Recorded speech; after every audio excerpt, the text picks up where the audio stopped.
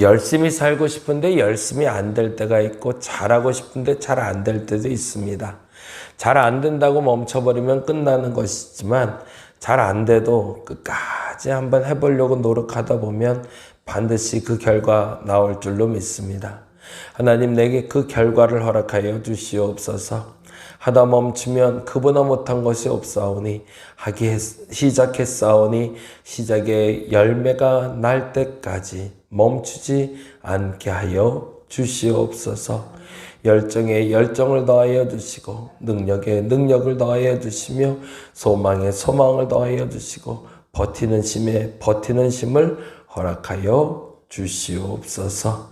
오늘도 주의 힘으로 다시 한번 일어나 봅니다. 그리고 다시 한번 시작해 봅니다. 열정과 또한 믿음을 내게 허락하여 주시옵소서. 오늘도 감사합니다. 고마우신 예수님 이름으로 기도드렸습니다. 아멘, 아멘.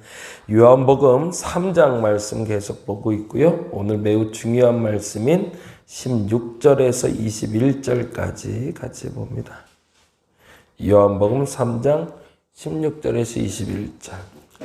이제 내일이면 물놀이 오는 게 이제 끝이 나요. 그래서 이제 내일까지 물놀이 하고, 그리고 이제 철수하려고 하는데, 날이 좀 추워져서 할 수 있나 모르겠어요. 근데 어젯밤에 연락 오기는 한다고 해서, 일단은 오는 걸로 돼 있어요. 그래서 안전하게 잘 진행될 수 있도록 꼭 기도 좀 부탁드리겠습니다. 16절에서 21절까지 같이 한 목소리로 읽도록 하겠습니다. 하나님이 세상을 이처럼 사랑하사 독생자를 주셨으니 이는 그를 믿는 자마다 멸망하지 않고 영생을 얻게 하려 하심이라. 하나님이 그 아들을 세상에 보내신 것은 세상을 심판하려 하심이 아니요 그로 말미암아 세상이 구원을 받게 하려 하심이라. 그를 믿는 자는 심판을 받지 아니하는 것이요 믿지 아니하는 자는 하나님의 독생자의 이름을 믿지 아니함으로 벌써 심판을 받은 것이니라. 그 정죄는 이것이니 곧 빛이 세상에 왔으되 사람들이 자기 행위가 악함으로 빛보다 어둠을 더 사랑한 것이니라. 악을 행하는 자마다 빛을 미워하여 빛으로 오지 아니하는 이는 그 행위가 드러날까 함. 진리를 따르는 자는 빛으로 오나니 이는 그 행위가 하나님 안에서 행한 것임을 나타내려 함이라 하시니라. 아멘. 오늘 보면은 작은 복음이라고 거기다 적어놔주세요. 마틴 루터가 얘기했는데 작은 복음이라고 말할 만큼 복음의 정수, 복음의 요약본이라고 얘기합니다. 복음이란 무엇인가? 라고 설명할 때 우리는 복음을 요한복음 3장 16절이라고 이야기하죠. 그래서 요한복음 3장 16절을 마틴 루터는 작은 복음이라고 이야기합니다. 이 땅을 구원하기 위해서 하나님이 어떤 계획을 하셨고 그 계획이 어떻게 성취되었고 지금도 진행되고 있는지를 말하고 있는 본문이 요한복음 3장 16절이기 때문에 그렇습니다. 길을 가본 사람이 있고 가고 있는 사람이 있고 가보지 않은 사람이 있다면 어떤 사람을 따라가는 게 길을 안전하게 갈 수 있을까요? 가본 사람, 가고 있는 사람, 그리고 가보지 못한 사람. 가보지 못한 사람 쫓아갔다가는 낭패 보겠죠. 물론 이제 내비게이션이라는 게 있어서 이제 한번 추측해 보면서 갈 수 있지만 헤맬 수밖에 없을 거고요. 근데 가본 사람을 따라간다는 것도 나쁘진 않을 것 같아요. 근데 정말 가고 있는 사람을 쫓아가는 게 가장 안전하겠죠. 왜? 같이 갈 수 있으니까. 가본 사람의 얘기를 들어도 과거에 있었던 그 길이 지금 길에 바뀔 수가 있기 때문에 어떻게 바뀌었는지를 모르기 때문에 불안해서 어려울 수 있지만 지금 가고 있는 사람과 같이 간다면 안전할 수 있겠죠. 어제 장례가 나서 잠시 시화에 좀 갔다 왔는데 밤에 9시쯤 갔다가 어제 오니까 1시쯤 됐더라고요. 그래서 한 2시간 또 자고 나왔는데 장례 일정이 그랬어요. 지난주 금요일날 연락이 왔어요. 연락이 오시기를, 나이가 이제 80 되신 어르신인데 급성 혈액암 판병을 받으셨어요. 그래서 의사 얘기로는 한 달 정도 있으면 안타깝지만 하나님 부름 받겠다 얘기했는데, 이제 한의원 얘기에서 한 6개월 정도 있으면 부름 받겠다고. 그게 이제 가족들이 이제 그 얘기를 다 알고 부모님한테 말했다가 이제 부모님이 몸이 갑자기 또 처질 수 있으니까 부모님께 말리지 않고 가족들끼리 이제 서서히 준비를 시작을 했죠. 그래서 금요일부터 시작해서 이제 돌아가면서 아버지랑 좀 하룻밤도 자고 얘기도 하고 그랬는데, 목요일 날까지 통화할 때까지도 아무 이상 없고, 그냥 목에 뭘 넘기는 게 좀 어렵다는 얘기까지 들었는데, 그날 통화하고 1시간 후에 세상을 떠나셨어요. 이게 아무도 모르겠더라고요. 의사가 생각하기엔 한 달이었고 한의사가 생각하기엔 6개월이었는데 하나님의 부름받는 시간은 우리가 알 수가 없더라고요. 그리고 갑자기 일주일 만에 이제 그 선고가 내리고 일주일 만에 돌아가신 거예요. 아마 이제 본인은 아셨던 것 같아요. 그리고 이제 곡기가 끊어지면서 이제 세상을 떠나셨는데, 그래서 장례식이 토요일까지 진행되는데 토요일 날 저도 또 일정이 있어서 어제 좀 다녀왔습니다. 죽음 앞에 서면 우리가 예수라는 분 다시 한번 묵상하게 돼요. 알지 못하던 길이고 알 수 없는 길이기 때문에.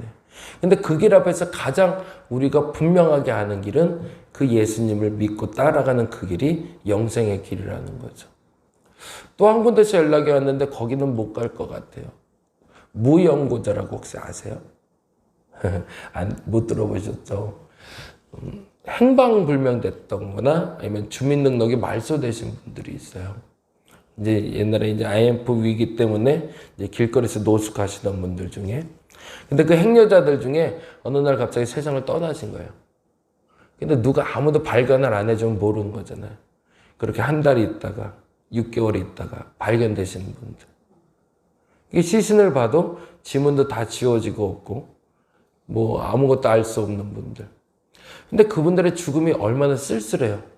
그렇다고 죽은 사람의 시체인데 일반적으로는 그런데요. 그래서 그걸 장례식장에 보낸대요. 일반적인 장례식장, 가장 가까운 장례식장에 보내면 이제 부검을 했겠죠. 그 다음에 보내서 밝혀지지, 행불자로 밝혀지면 그냥 화장터에 가서 불을 태워서 그냥 산고를 하든지 보통 이렇게 끝이 난대요. 그때마다 뭐 정부 지원금으로 한 150만 원 정도를 준대요. 장례식마다. 이제 장례식장도 번거로우니까 다른 예식 같은 거 안 하고 그냥 이제 태워버리는 거죠. 근데 나눔과 나눔이라는 서울에 있는 단체가 있어요. 근데 그 단체에서 그래도 어떻게 사람 하나가 가는데 그냥 보내냐. 그래서 매주 토요일은 아니고 정기적으로 그런 행여자들이 발견될 때마다 예배를 드려요. 장례 예배를. 그래서 그분들 가는 길에 비록 이름도 모르고 어떻게 살다가 어떻게 갔는지는 모르지만 그 마지막 순간에 예배를 드려줄 수 있는 목사님을 찾아요. 그래서 시간이 될 때마다 토요일 날, 그러니까 목요일 날은 사실은 불교, 금요일 날은 천주교 뭐 이런 식으로 되는 것 같아요. 근데 이제 토요일 날만큼은 예배를 드려서 하나님의 부름 앞에서 응답할 수 있도록. 물론 이제 돌아가신 분이기 때문에 그분 앞에서 그분의 구원에 대해서 우리가 감히 말할 수는 없겠죠. 그런데 그 마지막 길을 지킬 수 있는 목사님을 찾고 있어요. 그래서 연락이 오셔서 이제 제가 거기 신청을 해놨거든요. 무연고자들이 돌아가셨을 때마다 기회가 되고 시간이 된다면 제가 가서 장례짐들을 좀 해드리겠다고. 근데 연락이 왔는데 안타깝게도 제가 이번 주 토요일 날은 약속이 있어서 못 가게 됐어요. 근데 때마침 화요일 날 같이 만났던 분들 중에 목사님이 계셨는데 그분이 시간이 된다고 그래서 그분이 이번엔 대신 가서 장례를 마무리하기로 했습니다. 근데 우리가 분명히 아는 건 있어요.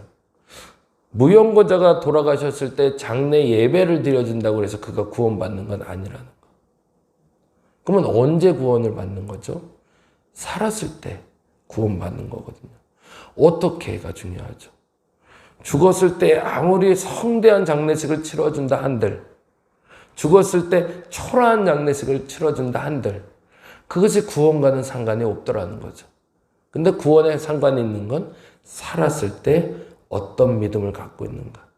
그 얘기를 하는 게 요한복음 3장 16절 말씀이 됩니다. 같이 읽어볼까요? 하나님이 세상을 이처럼 사랑하사 독생자를 주셨으니 이는 그를 믿는 자마다 멸망하지 않고 영생을 얻게 하려 하심이라. 우리의 믿음은 뭐죠? 하나님이 세상을 사랑하신다는 거하고 그리고 그분이 그의 독생자를 주셨다는 것. 이 두 가지를 믿는 것이 우리에게 영생이 열리는 길이라는 거죠. 이거에 대해서 믿으시나요? 예, 이걸 믿어야 됩니다. 다른 것은 못 믿어도 이 말은 믿어야 됩니다. 첫 번째 믿어야 될 건 하나님이 정말 세상을 사랑하시는구나. 그리고 두 번째는 그래서 그 아들 예수 그리스도를 우리에게 보내셨구나. 이 두 가지 사건은 우리가 믿음으로 받아야 됩니다. 그러면 어떤 일이 벌어지냐면 17절의 말씀이 벌어지는 거죠. 17절 말씀 볼까요? 이는 그 아들을 세상에 보내신 것은 세상을 심판하려 하심이 아니요 그로 말미암아 세상이 구원을 받게 하려 하심이라. 왜 앞서 세상을 심판하려 하심이 아니라는 표현을 썼을까요? 그 말을 믿지 않는 사람이 믿는 사람보다 더 많으니까. 그래서 그 말을 믿지 않는 것은 당연히 심판에 이르는 것인데 왜 믿지 못하느냐라고 얘기하는 거죠. 그 말을 믿으면 구원을 얻을 수 있는데. 그리고 18절에 이렇게 얘기하죠. 그를 믿는 자는 심판을 받지 아니하는 것이요 믿지 아니하는 자는 하나님의 독생자의 이름을 믿지 아니함으로 벌써 심판을 받은 것이니라. 안타까운 것은 이 사실을 믿을 수 있는 시기는 살아있을 때인데 살아있을 때 이 말을 해도 사실은 가본 사람이 없기 때문에 가고 있는 사람도 없기 때문에 이 말을 믿지 못하는 사람이 너무 많더라는 거죠. 그리고 결국에는 장래가 시작될 쯤 하나님의 그 마지막을 맞이할 때 우리는 그때 아쉬워하더라는 거죠.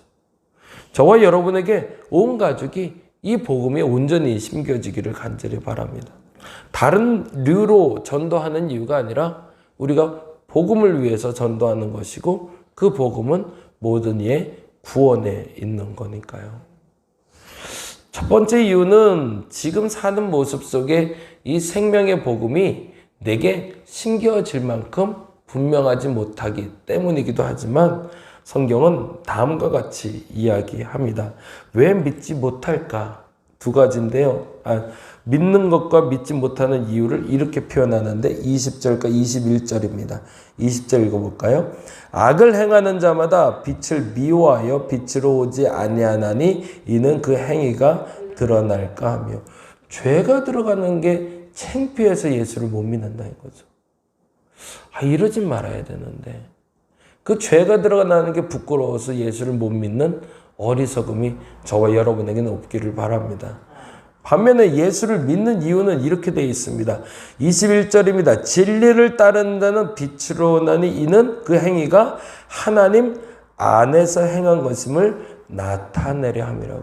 그러면서 예수를 믿는 사람들은 또 다른 이유가 있는데 그 행위들이 하나님 안에서 행한 것임을 드러내기 위한 것이 목적이라는 거죠.